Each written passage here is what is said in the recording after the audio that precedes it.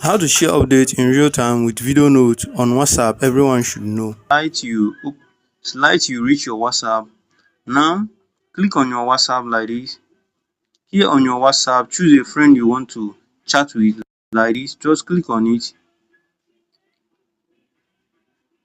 Now what you will do here is just click on this camera icon here.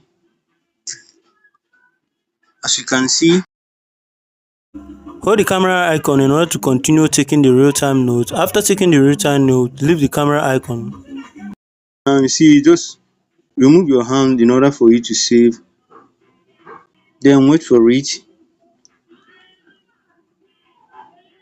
You can also play it in order to know how it looks just by clicking here. Don't mistake it.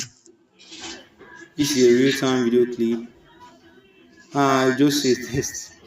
Don't mistake it.